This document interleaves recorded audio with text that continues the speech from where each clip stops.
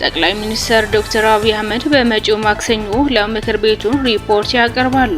የአፍሪካ ቀንድን በአካልና በኢኮኖሚ ይበልጥ ለማስተሳሰር ቁርጠኞች ነን ሲሉም ጠቅላይ ሚኒስትር አብይ አህመድ ተሰምቷል። በማዕከላዊ ትግራይ ዞን የተፈጸመ የድሮን ጥቃት የአንድ ሰው ሕይወት ማለፉን ተገለጸ። ወደ ትግራይ በረራ መሰረዙን የጊዜያዊ አስተዳደር ፕሬዝዳንት ወደ አዲስ አበባ ሊያደርጉት የነበረውን ጉዞ ማስተጓጎሉን ተገለጸ። እነዚህና ሌሎች አዳዲስ መረጃዎች ይዘናል። እስከ ፍጻሜ ድረስ አብራችሁ እንድትቆዩ እንጋብዛለን።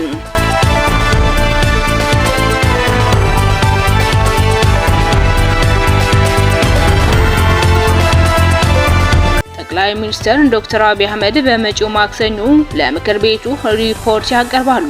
የፌዴራል ጠቅላይ ሚኒስትር አብይ አህመድ የመንግስታቸውን የ2018 በጀት ዓመት የ6 ወራት የእቅድ አፈጻጸም ሪፖርት ለሕዝብ ተወካዮች ምክር ቤት እንደሚያቀርቡ ምክር ቤቱን አስታውቋል። ጠቅላይ ሚኒስትሩ ሪፖርቱን የሚያቀርቡት በሚመጣው ማክሰኞ ጥር 26 ቀን 2018 ዓ.ም በሚካሄደው የሕዝብ ተወካዮች ምክር ቤት መደበኛ ስብሰባ ላይ ነው።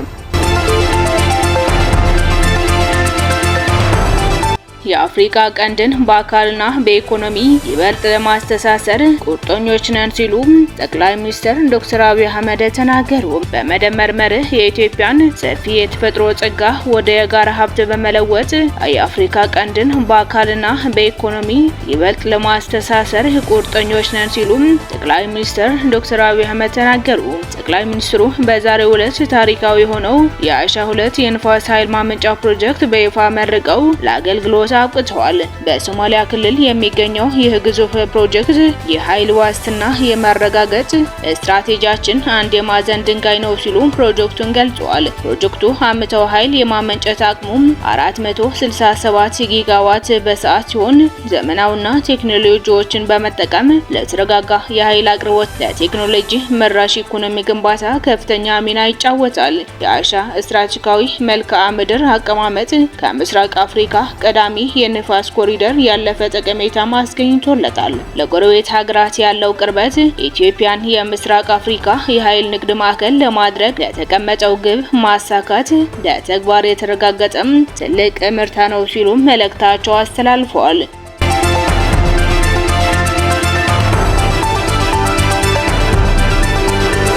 በማዕከላዊ ትግራይ ዞን ተፈጸመ በተባለው የድሮን ጥቃት የአንድ ሰው ሕይወት ማለፉን ተገለጸ። በማዕከላዊ ትግራይ ዞን እንትጮ አካባቢ ትናንት አርብ ምሽት በተፈጸመው የድሮን ጥቃት ቢያንስ የአንድ ሰው ሕይወት ማለፉን የአካባቢው ፖሊስ ማስታወቁን የክልሉ መገናኛ ብዙሃን ዘገቡ። ጥቃቱን የተፈጸመው በትላንትናው ዕለት ከምሽቱ 3:30 እና 4 ሰዓት አካባቢ ሲሆን ሙዝ፣ ዘይትና ቡና ጭነው ይጓዙ በነበሩ ሁለት ተሽከርካሪዎች ላይ ጉዳት ደርሷል ተብሏል። በዚህ መሳቢያ የአንዱ ተሽከርካሪ ሹፌር ሲገደል ረዳቱ ደግሞ ጉዳት እንደደረሰበት ትግራይ ቴሌቪዥን ዘግቧል። በማዕከላዊ ትግራይ ዞን የእንትጮ ከተማ ፖሊስ የሆኑት ተስፋ ያማረም የድሮን ጥቃቱን መፈጸሙና የሰው ሕይወት መጥፋቱን ዛሬ ቅዳሜ አረጋግጠዋል። በተመሳሳይ መልኩ በማዕከላዊ ትግራይ ዞን ገንደብተዋ በተባለው አካባቢ ሌላ የድሮን ጥቃት መፈጸሙ ተዘግቧል። ከምሽቱ 5:30 አካባቢ በተፈጸመው ጥቃት አይብና ሌሎች የንግድ ቁሳቁሶች የጫኑ ተሽከርካሪዎች ኢላማ መደረጋቸው ዘገባዎችን አመላክተዋል።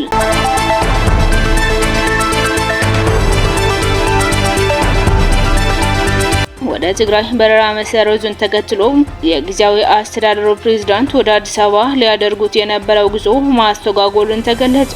ወደ ትግራይ ክልል የሚደረጉ የኢትዮጵያ አየር መንገድ በረራዎች መቋረጣቸውን ተከትሎ የጊዜያዊ አስተዳደሩ ፕሬዝዳንት ይፋዊ የስራ ጉዞዎች አስተጓጉሏል። የትግራይ ጊዜያዊ አስተዳደር ፕሬዝዳንት ጀነራል ታደሰ ወረደም ሊያደርጉት የነበረው ጉዞ በረራዎቹ በመሰረዛቸው ምክንያት ተስተጓጉሎ እንደሆነ ለቀረበላቸው ጥያቄ አዎ የሚል ምላሽ ሰጥቷል። መቀሌ፣ አክሱም፣ ሽሬና ሁመራን ጨምሮ ወደ ትግራይ አውሮፕላን ማረፊያ የሚደረጉ በረራዎች እስከ ትላንት አርብ ድረስ እንደተቋረጡ የቀጠሉ ሲሆን የኢትዮጵያ አየር መንገድ እስካሁን ድረስ ስለመቋረጡ ይፋው ማብራሪያ አልሰጠም። በተጨማሪም በአንዳንድ የደቡብ ትግራይ አካባቢዎች የትራንስፖርት እንቅስቃሴ መስተጓጎሉን መኖሩን ተገልጿል።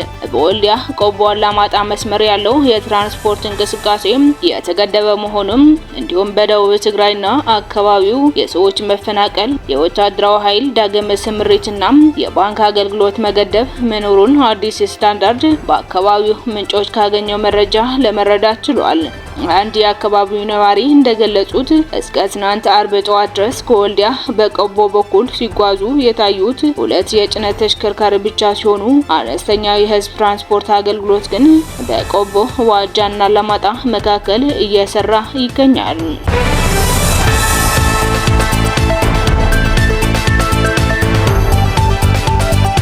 በሶስቱ አዋሳኝ ክልሎች የሰብአዊ መብቶች ስጋት ላይ የሚጥሉ ሁኔታዎች ተፈጥሯል ሲል ኢሰመኮ ገለጸ። የኢትዮጵያ ሰብአዊ መብት ኮሚሽን በትግራይ በአማራና በአፋር ክልሎች አንዳንድ አዋሳኝ ያላቸው አካባቢዎች ግጭትና ወታደራዊ እንቅስቃሴ መኖራቸውን ትናንት ማምሻ ባወጣው መግለጫ ገለጸ።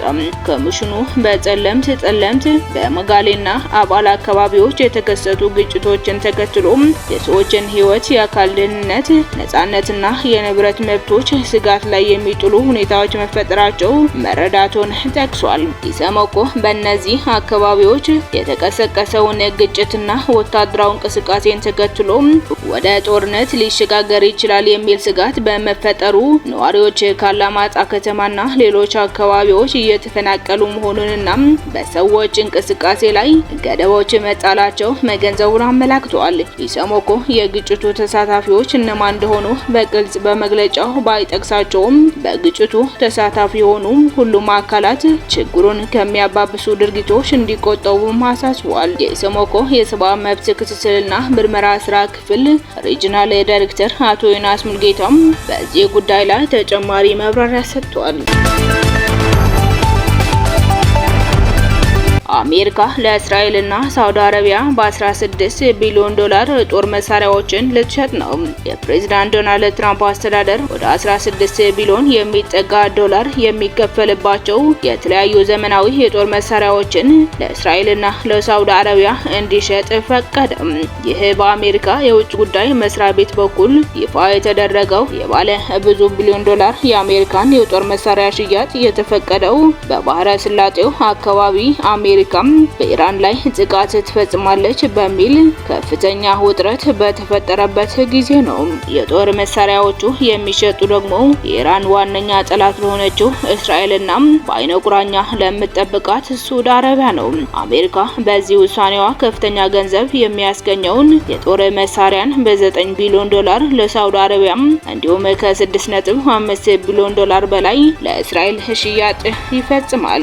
የአሜሪካ ውጭ ጉዳይ ሚኒስትር ባወጣው መረጃም በ4 ቢሊዮን ዶላር በሚጠጋ ገንዘብ 30 አፓቼ የተባሉ የጦር ሄሊኮፕተሮችና በቀሪው ደግሞ የእግረኛ ወታደሮች የውጊያ ተሽከርካሪዎች ለእስራኤል ይሸጣሉ።